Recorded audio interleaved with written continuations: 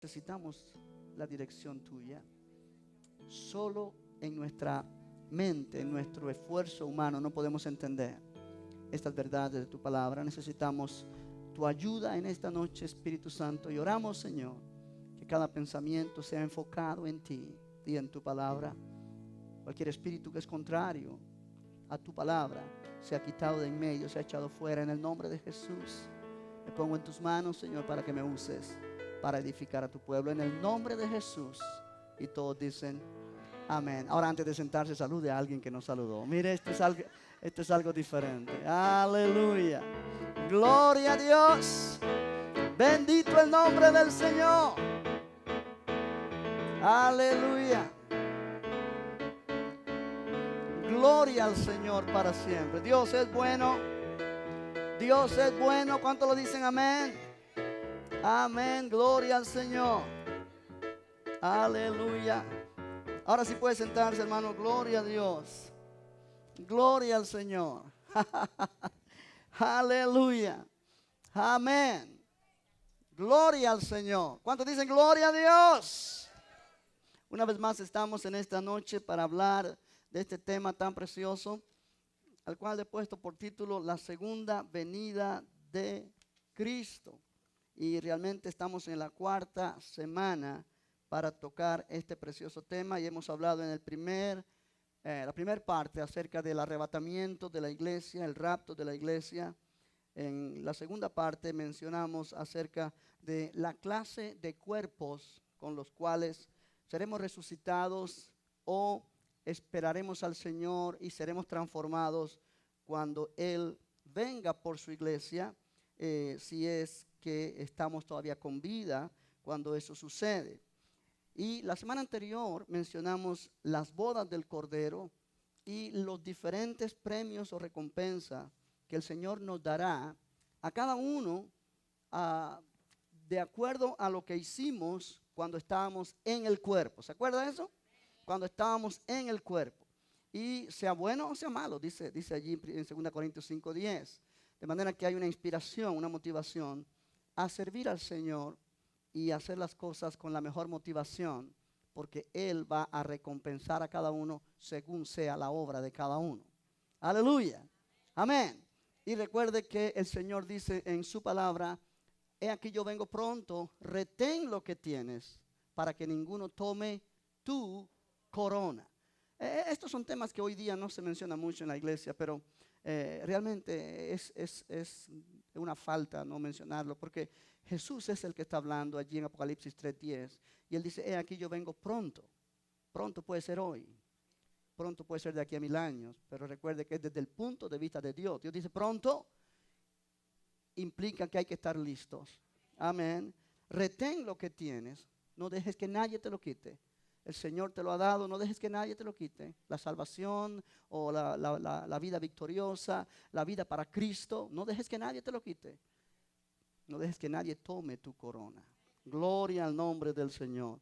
Y en esta noche yo quiero hablar de otro tema dentro de este tópico, que es lo que tiene que ver con lo que va a pasar aquí en la tierra antes de que Jesús venga en su segunda venida. Cuando miramos aquí en 2 Tesalonicenses 2, a manera de recordatorio, Pablo está diciéndole a esta iglesia: no se asusten, que nadie les engañe, ni por palabra, ni por carta, ni por ningún tipo de mensaje, ni por espíritu, como si nosotros estuviéramos hablando esto. Alguien le manda una carta como si fuera nuestra. Nadie os engañe concerniente a la venida de nuestro Señor Jesucristo y nuestra reunión con Él. Los tesalonicenses estaban asustados porque ellos estaban atravesando por un periodo muy difícil. Había mucha persecución en su tiempo, mucha aflicción, y ellos habían recibido este tipo de enseñanzas falsas, que el día del Señor ya había llegado, que la venida de Cristo ya había llegado. Y Pablo dice: nadie os engañe en ninguna manera, porque no vendrá sin que antes venga la apostasía y se manifieste el hombre de pecado, el hijo de perdición. Y realmente eso es lo que va a suceder aquí en la tierra cuando venga el anticristo, lo que nosotros llamamos el anticristo o la bestia o el hijo de perdición, como aquí le llama el apóstol Pablo. En sí, cuando esto comience a suceder, el versículo 4 de este mismo capítulo dice, el cual, hablando de este hijo de perdición, el cual se opone y se levanta contra todo lo que se llama Dios o es objeto de culto, tanto que se sienta en el templo de Dios como Dios, haciéndose pasar por Dios. Ahora, este tiempo será un tiempo donde realmente Satanás tendrá libre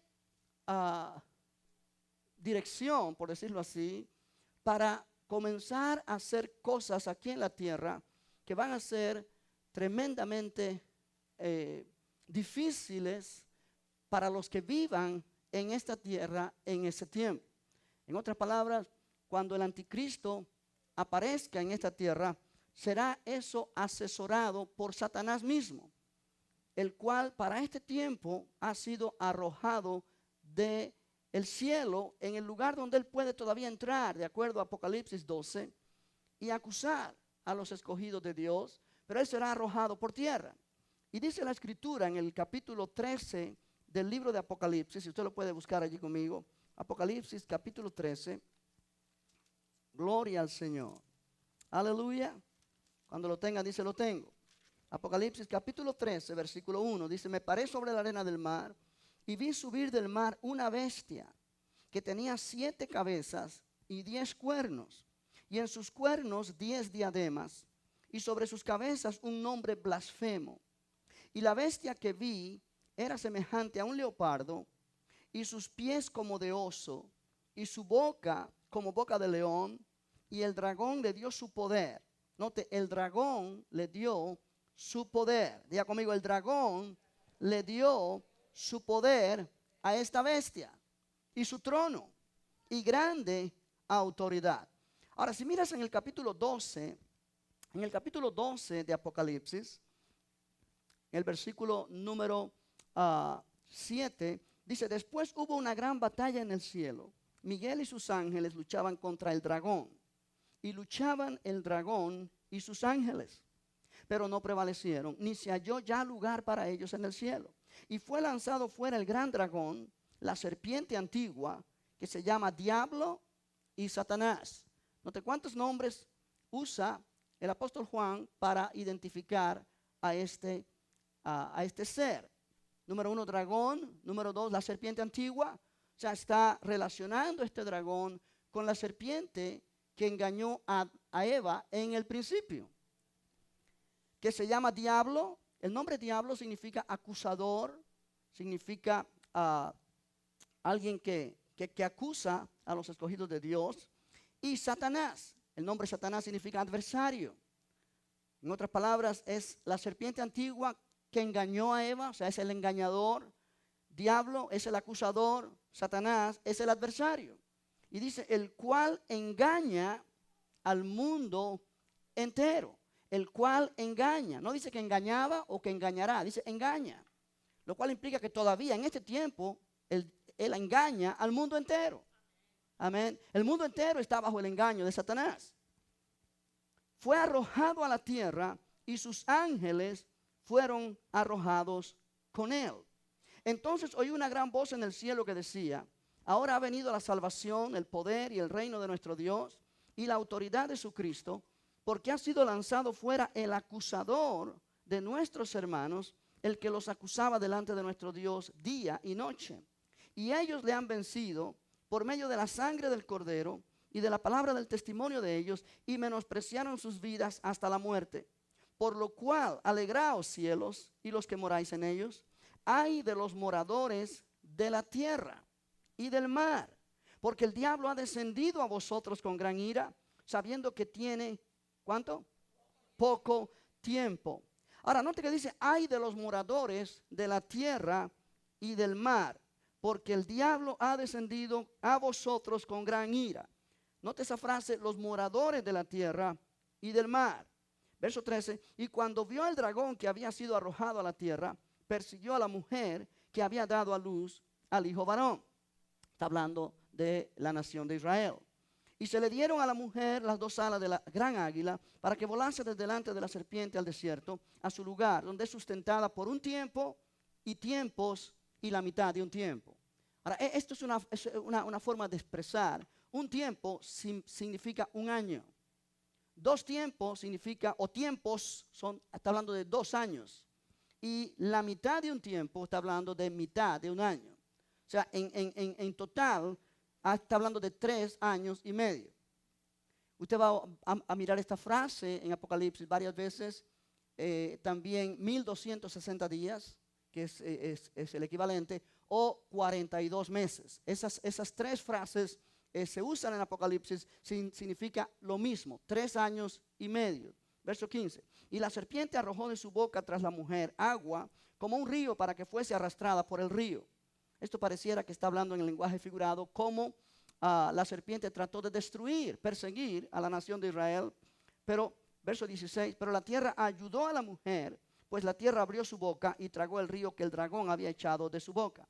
Entonces el dragón se llenó de ira contra la mujer y se fue a hacer guerra contra el resto de la descendencia de ella, el resto de la descendencia del pueblo de Israel, los que guardan los mandamientos de Dios y tienen el testimonio de Jesucristo. O sea, está hablando aquí de parte del pueblo de Israel que ha aceptado ya para este tiempo a Jesucristo como su Salvador. Ellos son descendientes de la nación de Israel. La mujer en este capítulo 12 de Apocalipsis se refiere a la nación de Israel. Ahora, en el versículo 1 del capítulo 13, y estamos leyendo esto otra vez, pero yo quiero que usted note la conexión. Me paré sobre la arena del mar y vi subir del mar una bestia que tenía 7 cabezas y 10 cuernos, y en sus cuernos 10 diademas, y sobre sus cabezas un nombre blasfemo.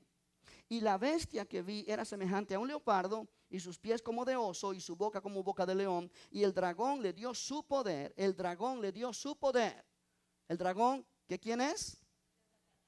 La serpiente antigua, el diablo y Satanás, el cual engaña al mundo entero. Ahora note, dice, y el dragón le dio su poder. El dragón le dio su poder y su trono y grande autoridad. Vi una de sus cabezas como herida de muerte, pero su herida mortal fue sanada, y se maravilló toda la tierra en pos de la bestia. Y adoraron al dragón que había dado autoridad a la bestia, y adoraron a la bestia diciendo, ¿quién como la bestia y quién podrá luchar contra ella? También se le dio boca que hablaba grandes cosas y blasfemias, y se le dio autoridad para actuar 42 meses. Ahora, 42 meses es equivalente a ¿cuánto? 3 años y medio o 1260 días, o tiempos y la mitad de un tiempo. Todo significa lo mismo. Y abrió su boca en blasfemias contra Dios para blasfemar de su nombre, de su tabernáculo y de los que moran en el cielo. Y se le permitió hacer guerra contra los santos y vencerlos. También se le dio autoridad sobre toda tribu, pueblo, lengua y nación. Y la adoraron todos los moradores de la tierra. Recuerde que esa frase la vimos en el capítulo 12, versículo 12, donde dice, por lo cual alegraos cielos y los que moráis en ellos, ay de los moradores de la tierra y del mar, porque el diablo ha descendido a vosotros con gran ira.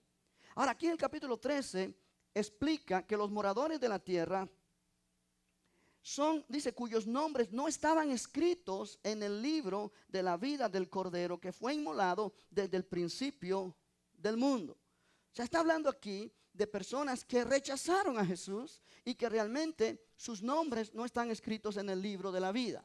A ellos, en el libro de Apocalipsis, se le llama los moradores de la tierra.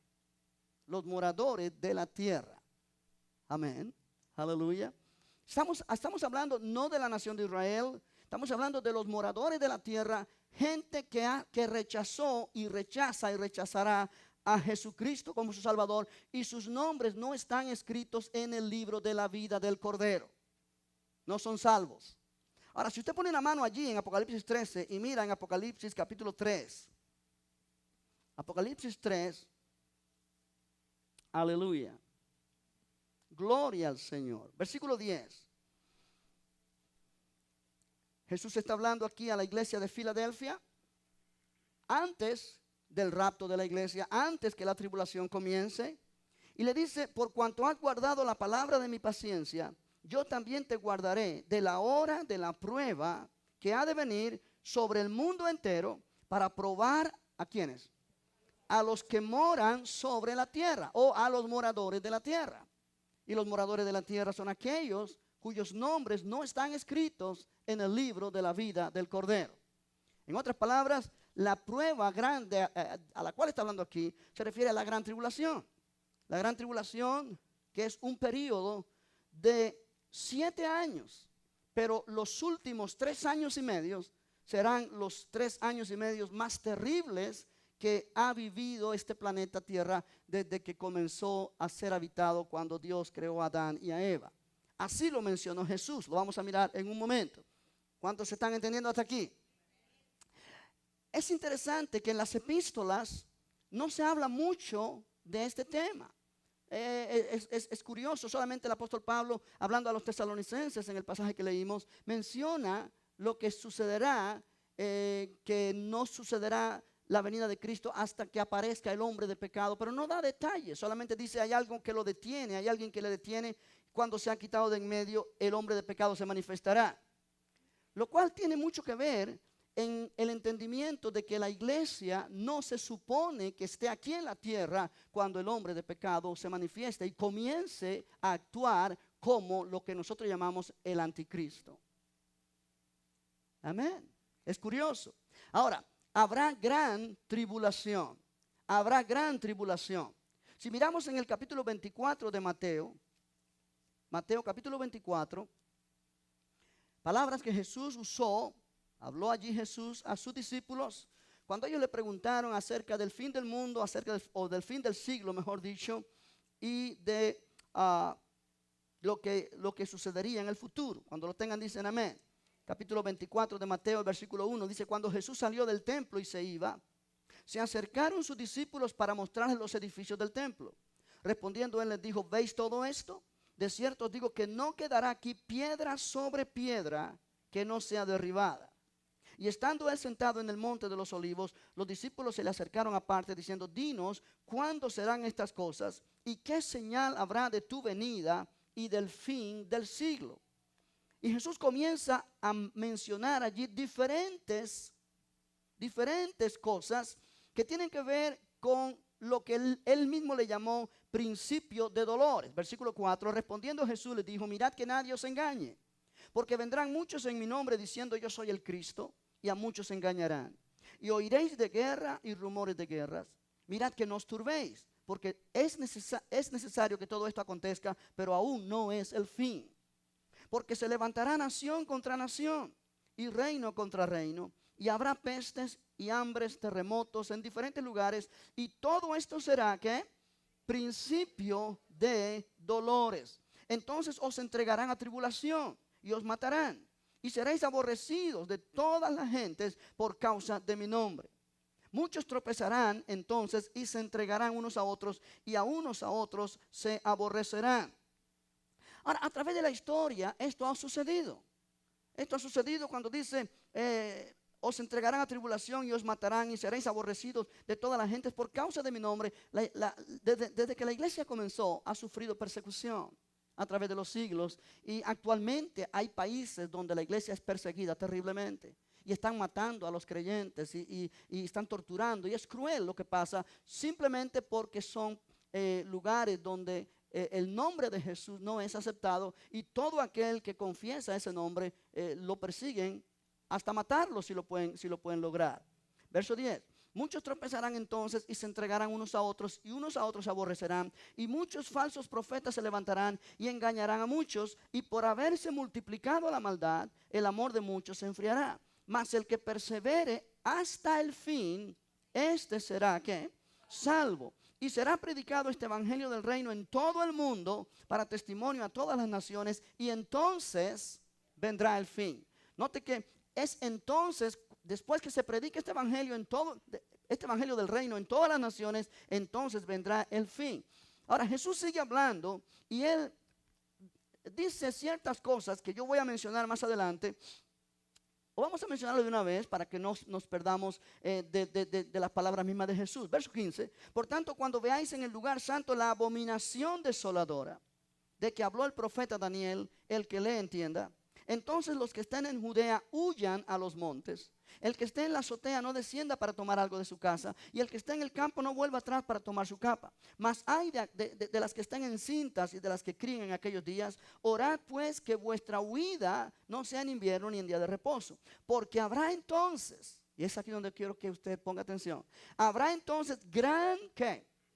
Tribulación. Note que en el versículo número 9 dice, entonces os entregarán a tribulación. Pero ahí no está hablando de la gran tribulación.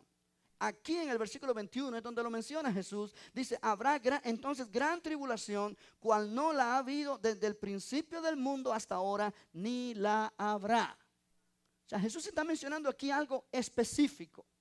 Tribulaciones han habido a través de los tiempos, y hay diferentes tipos de aflicción. El mismo Jesús dijo, en el mundo tendréis aflicción.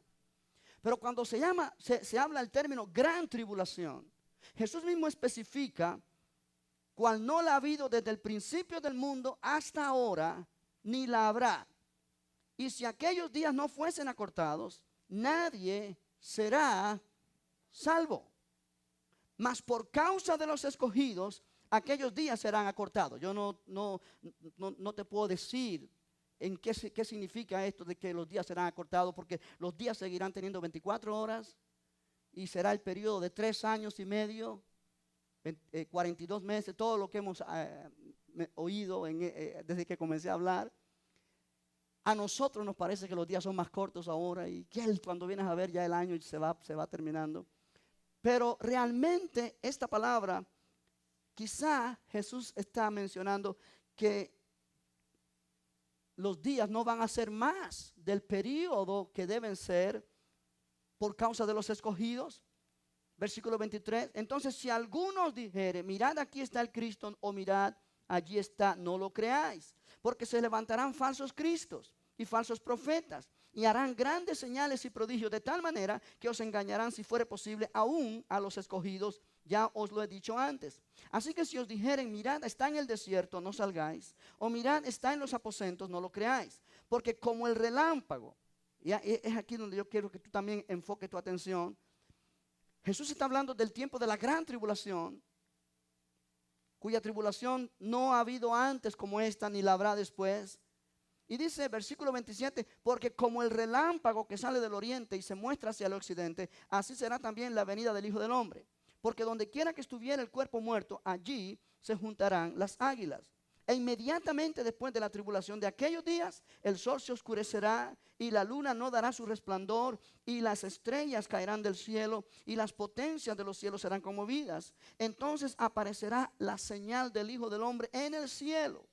Y entonces lamentarán todas las tribus de la tierra y verán al Hijo del Hombre viniendo sobre las nubes del cielo con poder y gran gloria. Ahora note que Jesús está uniendo el periodo de la gran tribulación con las señales en el cielo y la aparición de Jesús en su segunda venida. O sea que las tribulaciones que han ocurrido a través de los siglos no se refieren a este tiempo, porque Jesús no ha venido. Y Jesús dice, inmediatamente después de esto aparecerá la señal del Hijo del Hombre viniendo en las nubes del cielo. O sea que realmente este es un tiempo que todavía pertenece al futuro. Amén. Aleluya. Ahora, durante este tiempo de la gran tribulación aparecerá el anticristo, que fue mencionado allí en Apocalipsis capítulo 13 con el nombre de la bestia. Es interesante notar, porque hay mucha confusión al respecto, que este personaje tiene varios nombres. ¿Sí? El apóstol Juan le llama el anticristo en sus epístolas. Y yo quiero que vayamos allí por un momento.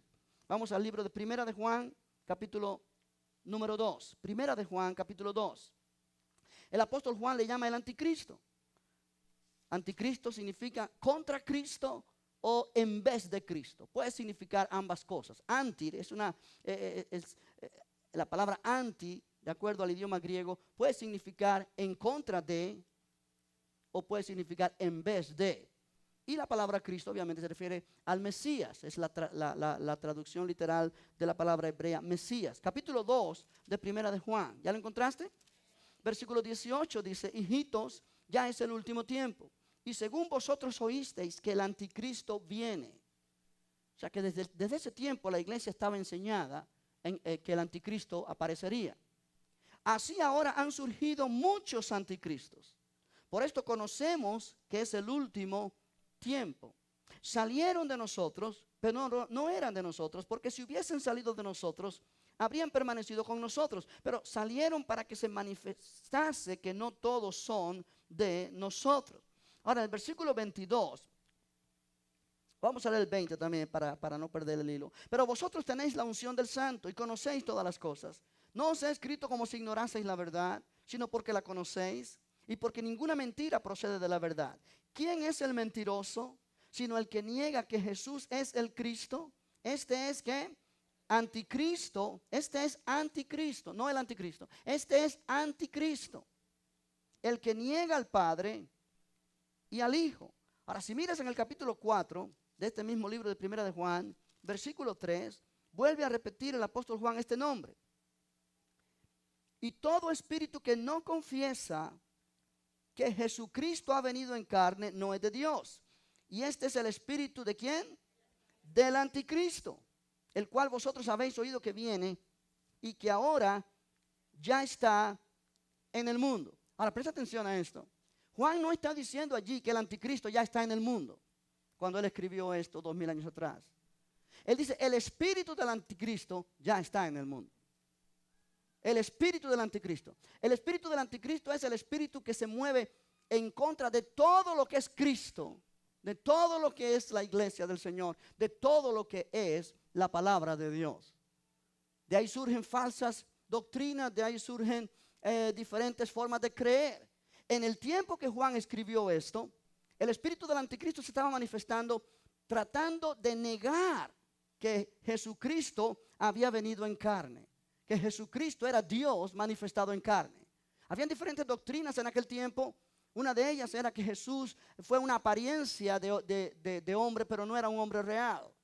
Otro era que Jesús murió, pero al resucitar o al morir en la cruz, mejor dicho, el poder que estaba sobre él se fue. Y no es el Cristo, o no es lo que él decía que era el Hijo de Dios. O sea, diferentes doctrinas salieron en esos tiempos de la primera iglesia. Y Juan les dice, todos ellos tienen doctrinas que son de anticristo. O sea, el espíritu que los mueve a ellos es el espíritu del anticristo. Y por eso él dice acá, el versículo 2, en esto, vamos a leer el 1 también. Amados, no creáis a todo espíritu, sino probad los espíritus si son de Dios.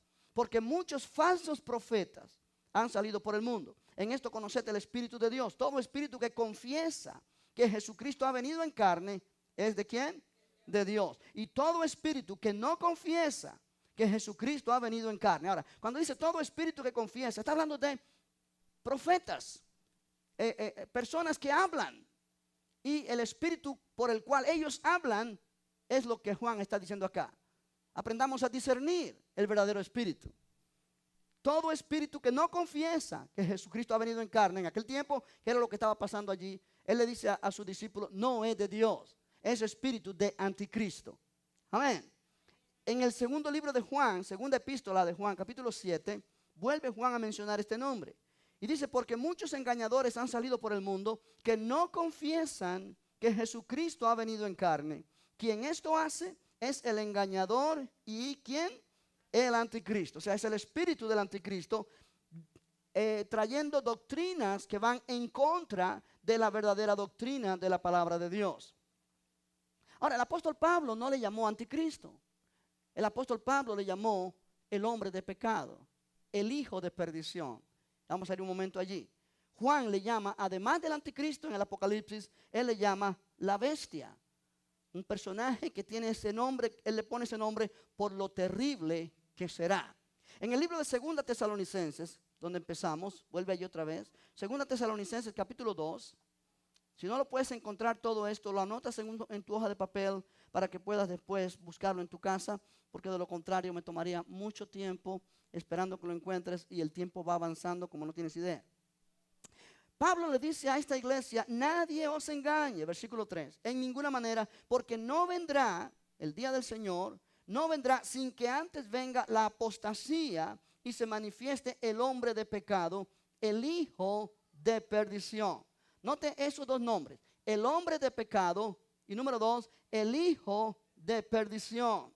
El hombre de pecado o el hombre de iniquidad, el hijo de perdición. Versículo 4, el cual se opone y se levanta contra todo lo que se llama Dios o es objeto de culto, tanto que se sienta en el templo de Dios como Dios, haciéndose pasar por Dios. Ahora pon una mano allí en 2 Tesalonicenses y vamos otra vez a Apocalipsis 13. Apocalipsis 13 una vez más. Cuando lo tengas dices amén. Vamos a mirar esto con detenimiento para que no haya confusión y para que puedas salir de aquí con algún tipo de entendimiento. Amén. Aleluya. En el capítulo 13 de Apocalipsis, una vez más, se está hablando de lo que nosotros conocemos como la bestia, según el apóstol Juan. Y dice en el versículo 4 que toda la gente en la tierra adoraron al dragón que había dado autoridad a la bestia y adoraron a la bestia diciendo, ¿quién como la bestia y quién podrá luchar contra ella? También se le dio a la bestia boca que hablaba grandes cosas y ¿qué más? Blasfemias. Y se le dio autoridad 42 meses. Y abrió su boca en blasfemias contra Dios para blasfemar de su nombre, de su tabernáculo y de los que moran en el cielo. Ahora, note que habla allí de un personaje que se caracteriza por hablar blasfemias contra Dios. Por hablar blasfemias. Para los judíos, una blasfemia era hacerse pasar por Dios. Ellos acusaron a Jesús precisamente de eso. Te acusamos de blasfemia porque has dicho que eres hijo de Dios haciéndote igual a Dios. O sea que para el pueblo judío una blasfemia, Satanás manifestado en carne, pudiéramos decir, como una imitación de Jesús, Dios manifestado en carne. Pero ahora Satanás mismo tomando a este hombre y dándole su autoridad, dándole su poder, dándole su trono, para que se manifieste en esta tierra y cumpla lo que Él quiere cumplir, que es tomar el lugar de Dios, exaltarse como Dios, y realmente es lo que va a causar que la tribulación sea tan difícil, pero a la misma vez que Jesús venga después y lo destruya. Amén. Ahora, Daniel el profeta habla de este individuo llamado por Juan el anticristo y la bestia, llamado por Pablo el hombre de pecado, el hijo de perdición. Él habla de este hombre como un rey que se engrandecerá sobre todos los dioses. Y aquí viene también el mismo concepto de tomar el lugar de Dios y realmente engrandecerse como Dios. Yo quiero que mires en el libro de Daniel, en el Antiguo Testamento, capítulo 7. Daniel capítulo 7. Aleluya. Aleluya. Gloria a Dios. Aleluya. Bendito el nombre del Señor. Daniel capítulo 7, versículo 25. No tenemos tiempo para leer todo este capítulo, pero es interesante porque es una visión que Daniel tiene. Él tiene un sueño y en este sueño él tiene una visión de noche y realmente Dios le muestra a él todos estos acontecimientos, pero en el versículo 25, y vamos a leer un poquito antes, versículo 23, dijo así, está dando la interpretación de este sueño que él tuvo: la cuarta bestia será un cuarto reino en la tierra, el cual será diferente de todos los otros reinos, y a toda la tierra devorará, trillará y despedazará. Y a los 10 cuernos significa, y los 10 cuernos significan que de aquel reino se levantarán 10 reyes, y tras ellos se levantará otro, el cual será diferente de los primeros, y a 3 reyes derribará. Y hablará, ve al versículo 25, y hablará palabras contra ¿quién? ¿Contra quién? Contra el Altísimo. Y a los santos del Altísimo quebrantará, y pensará en cambiar los tiempos y la ley, y serán entregados en su mano hasta tiempo y tiempos y medio tiempo. ¿Qué significa eso?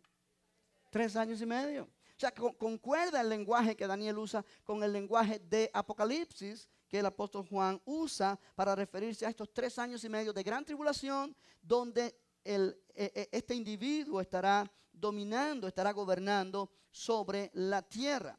En el capítulo 8 de Daniel, versículo 25, capítulo 8, versículo 25, dice, con su sagacidad, está hablando de este hombre, hará prosperar el engaño en su mano, y en su corazón se engrandecerá, y sin aviso destruirá a muchos, y se levantará contra el príncipe de los príncipes. ¿Quién es? ¿A quién se refiere? A Jesús. Pero será quebrantado, aunque no por mano humana. Otra escritura en Daniel, en el capítulo 11, versículo 36. 11 de Daniel, versículo 36, está hablando de este mismo individuo. Dice, y el rey hará su voluntad y se ensoberbecerá o enorgullecerá y se engrandecerá sobre todo Dios. Y contra el Dios de los dioses hablará maravillas y prosperará hasta que sea consumada la ira, porque lo determinado se cumplirá. Lo determinado se cumplirá. Y Daniel añade ciertas características de este individuo. Dice, del Dios de sus padres no hará caso, ni del amor de las mujeres, ni respetará a Dios alguno, porque sobre todo se engrandecerá. Mas honrará en su lugar al Dios de las fortalezas, Dios que sus padres no conocieron, lo honrará con oro y plata, con piedras preciosas y con cosas de gran precio. O sea, será un hombre de violencia, de guerra. Con un Dios ajeno se hará de las fortalezas más inexpugnables, y colmará de honores a los que le reconozcan, y por precio repartirá la tierra. Pero al cabo del tiempo, el rey del sur, bueno, ahí viene lo que pasará, habrá guerra y él obviamente será destruido. Ahora, el punto aquí es que Daniel también lo describe como un hombre que su propósito es tomar el lugar de Dios, hacerse pasar por Dios y estar por encima de todo lo que se llama Dios. Amén. Aleluya. En otras palabras, iglesia, y ahí es donde tú puedes ver que será un tiempo difícil, porque no solamente es un tiempo donde los juicios de Dios van a ser derramados sobre la tierra, sino que Satanás estará dominando sobre los moradores de la tierra en aquel tiempo, y es allí donde muchos serán marcados con la señal de la bestia, de acuerdo a Apocalipsis 13, y los que no sean marcados van a no poder comprar ni vender, y obviamente terminarán muriendo, y es allí los que son mártires de la gran tribulación. ¿Por qué? Porque ellos conocen que si son marcados, pues obviamente van a estar con Satanás por toda la eternidad, y ellos pues reaccionan y de acuerdo a lo que ellos oigan en aquel tiempo, porque la palabra enseña en el libro de Apocalipsis, no tenemos el tiempo ahora para esto, pero que Dios va a levantar del pueblo de Israel, la Biblia menciona 144,000 que van a ser sellados por Dios, y ellos van a proclamar este evangelio en este tiempo de gran dificultad. Y muchos oirán y muchos se salvarán. Capítulo 7 de Apocalipsis muestra una gran multitud que el apóstol Juan ve de todos los pueblos, de toda lengua, de toda nación, que se ven en el cielo vestidos de ropa blanca. Y él pregunta, ¿quiénes son ellos? Y uno de los ancianos le dice, estos son los que han salido de la gran tribulación. O sea que se supone que en la gran tribulación va a haber personas que van a ser salvas, pero realmente la palabra iglesia del capítulo 4 de Apocalipsis en adelante no se menciona más. No se menciona más, lo cual nos hace suponer que la iglesia no estará aquí en la tierra en ese tiempo. Aleluya. Amén.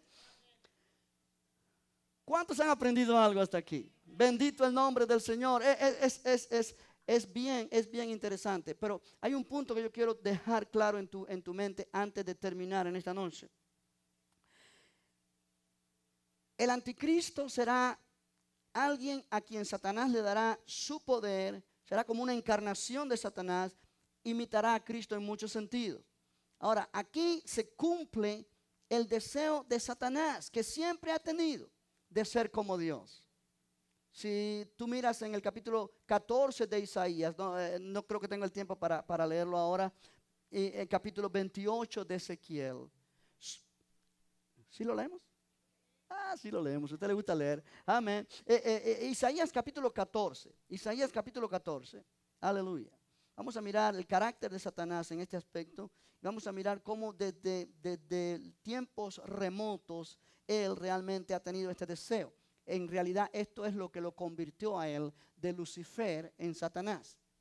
Dios no creó a Satanás, Dios creó a Lucifer, ángel de luz, un gran personaje en el reino de Dios, en la presencia de Dios. Dios no lo creó para que fuera su enemigo, Dios lo creó para que fuera alguien que le sirviera con gran responsabilidad y con gran bendición para él. Capítulo 14 de Isaías, versículo 13. Vamos a leer el 12 también. Dice, ¿cómo caíste del cielo, oh lucero, hijo de la mañana? Cortado fuiste por tierra, tú que debilitabas a las naciones. Tú que decías en tu corazón, subiré al cielo. En lo alto, junto a las estrellas de Dios, levantaré mi trono. Y en el monte del testimonio me sentaré a los lados del norte. Sobre las alturas de las nubes subiré y seré semejante al Altísimo. Mas tú derribado eres hasta el Seol, a los lados del abismo. Ahora note que él está diciendo acá, tú que decías en tu corazón, yo subiré al cielo en lo alto, junto a las estrellas de Dios, yo levantaré mi trono. Y en el monte del testimonio yo me sentaré a los lados del norte, o sea, en el mismo trono de Dios. Sobre las alturas de las nubes subiré y seré semejante al Altísimo. Y cuando esto menciona esta característica de Lucifer, nos da una idea de que Lucifer estaba reinando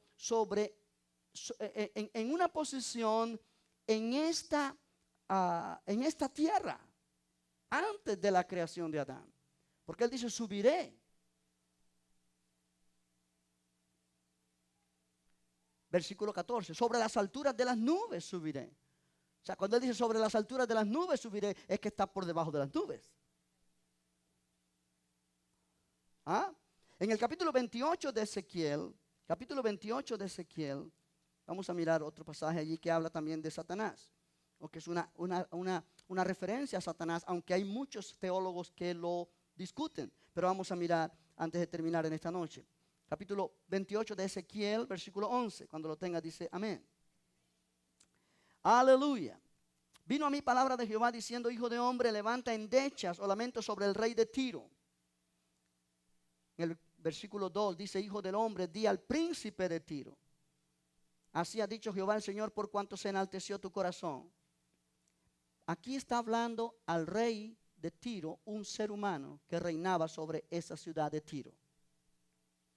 Pero en el versículo 12 dice, hijo de hombre, levanta endecha sobre el rey de Tiro.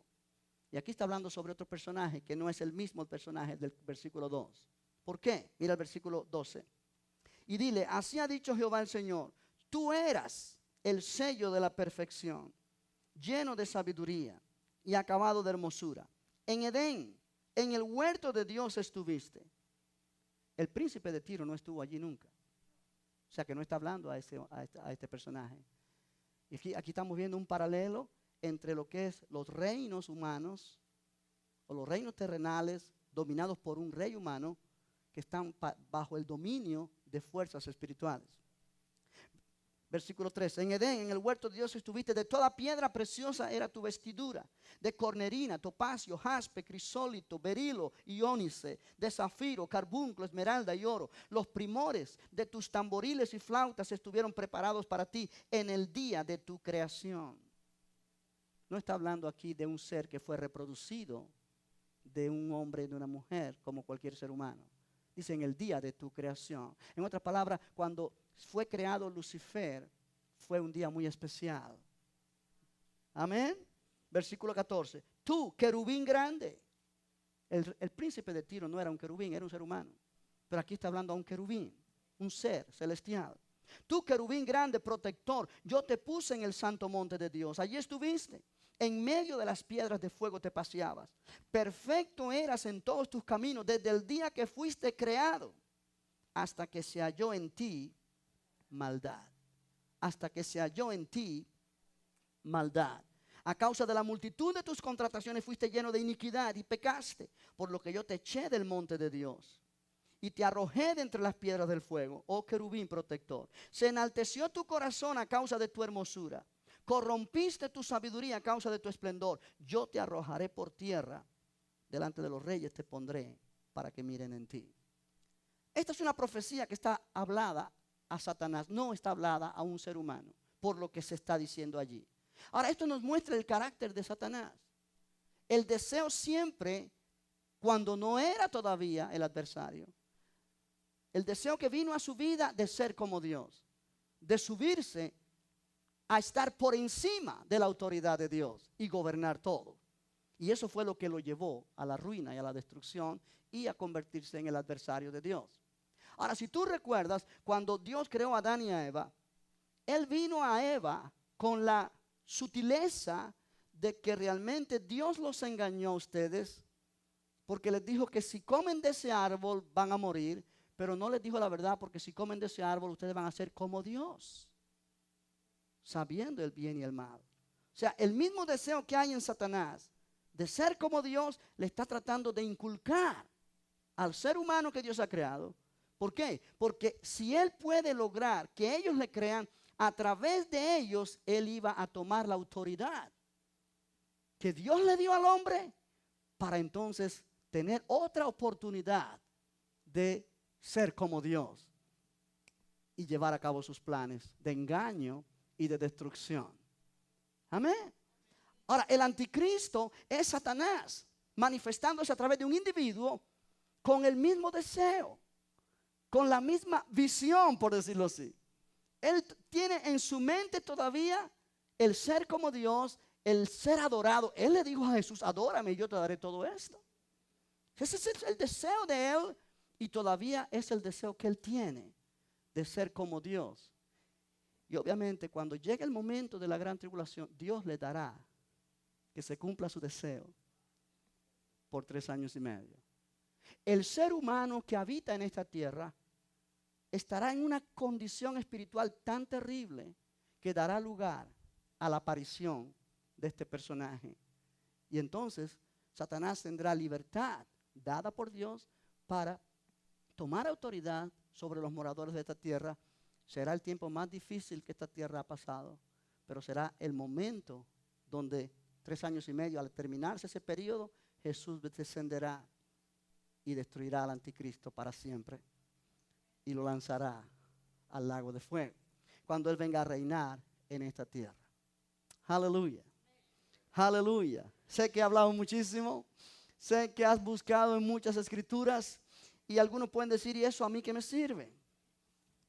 Eso te sirve de mucho, porque si nosotros no conocemos estas cosas, nosotros podemos ser engañados fácilmente, porque en los últimos días aparecerán, Jesús lo dijo, falsos cristos, falsos profetas, que aún engañarán, si es posible, aún a los escogidos. O sea, quiere decir que si nosotros no sabemos estas cosas, no vamos a discernir cuando puedan aparecer personajes con falsa doctrina que nos quieran desviar del camino correcto. Ahora, en segundo lugar, esto nos da también entendimiento para conocer que estamos seguros. Que estamos seguros. El próximo martes yo tengo que continuar con esto. Esto se hace extenso. Esto se hace extenso porque vamos a mirar, como Pablo le dice a los tesalonicenses, eso no puede ocurrir hasta que sea quitado de en medio lo que lo está impidiendo. Y entonces aparecerá el hombre de pecado, el hijo de perdición, a quien Jesús destruirá con el resplandor de su boca en la aparición de su venida. O sea que no podemos dejarlo acá y decir: ya terminamos esta enseñanza. Nos queda una buena parte para seguir estudiando, para seguir aprendiendo. ¿Quiere usted aprender? ¿O ya se aburrió de esto? Iglesia, creo que estamos en uno de los temas más importantes de las Escrituras. Es un poco tedioso, nos pone a pensar, pero es necesario si queremos estar bien fundados en la palabra del Señor. Ponte de pie, vamos a darle gracias a Dios en esta noche. Decir gracias, Señor, porque he estudiado bastante. Siento que mi cabeza se quiere explotar, pero Señor, gracias porque tú me das entendimiento. Aleluya. Yo quiero mostrarte la semana próxima, si Dios lo permite, hablando de las 70 semanas que Dios mencionó al profeta Daniel, mencionar ciertas cosas que necesitamos aprender para conocer más acerca de este individuo llamado el anticristo, la bestia, el hijo de perdición, el hombre de pecado, etcétera, pero que no es más poderoso que nuestro Cristo. Oh Padre, gracias te damos en esta noche por tu palabra. Gracias, Señor, porque realmente cuando aprendemos estas cosas, nuestra fe se fortalece. Aprendemos a estar bien fundados en tu palabra. Ayúdanos, Señor, a salir de aquí esta noche dándote gracias porque tú nos has escogido para salvación, no para ira. Señor, tú nos has escogido para salvación desde el principio y tú nos preparas para librarnos de ese tiempo tan terrible cuando esta tierra atravesará por la dificultad o el momento más difícil de la existencia de la tierra desde que fue creada en Génesis 1, 2 y 3 hasta los días de hoy. Ayúdanos, Señor, a vivir la vida correcta. Ayúdanos a vivir con entendimiento claro en lo que tu palabra enseña. Te damos a ti la gloria en el nombre de Jesús. Te damos a ti la gloria. Si puedes levantar tus manos y decir gracias, Señor, porque tú me has escogido para salvación, no para ira, pero para salvación. Por el poder de tu Espíritu, yo vivo, Señor, fortaleciéndome en ti, sirviéndote a ti, con la esperanza de que un día estaremos en tu presencia. Aleluya, para estar contigo para siempre. Gloria a Dios. Adora al Señor, iglesia, para terminar este servicio.